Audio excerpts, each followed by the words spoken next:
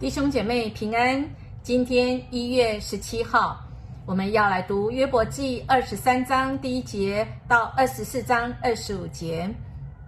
23章第2节这样说：我到今天仍然反抗上帝，口出怨言，他沉重的责罚使我呻吟不已。约伯他叹息自己的这个苦楚，他觉得他是被悖逆的，他是被背叛的，他希望找到神来替他伸冤，证明他不是这个恶人。他不相信上帝不理他，他其实是明白的，但是他好像又非常的无奈。我们有曾经听过那在痛苦中呻吟的人吗？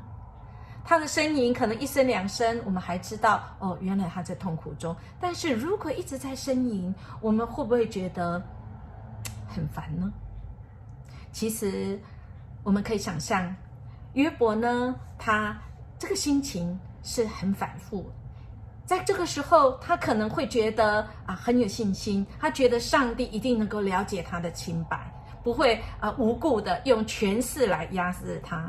只要他有机会到神的宝座前，他一定能够让神来明白，他有机会跟神来说他的无辜。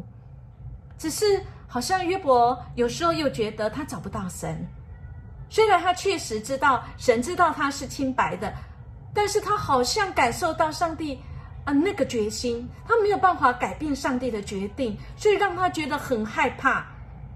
约伯好像又在这当中陷入那个矛盾里，他觉得上帝定义让约伯找不到，使得约伯无法来伸冤。我们看到约伯记23章第10节这样说：他知道，上帝他知道我所行的路，他试炼我。有时约伯很自信这样鼓励自己。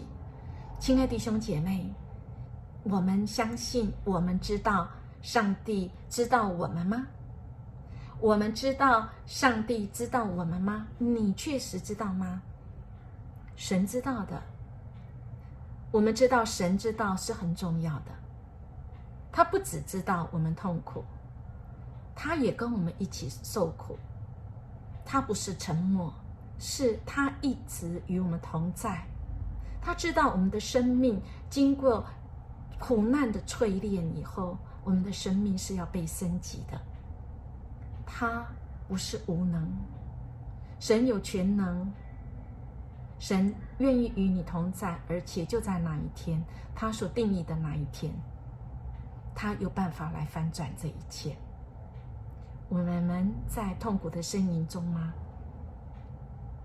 我们今天要活在神所赐给我们的盼望里，不管遇到什么事，神必与我们同在，跟我们一起承担，而且是有盼望的。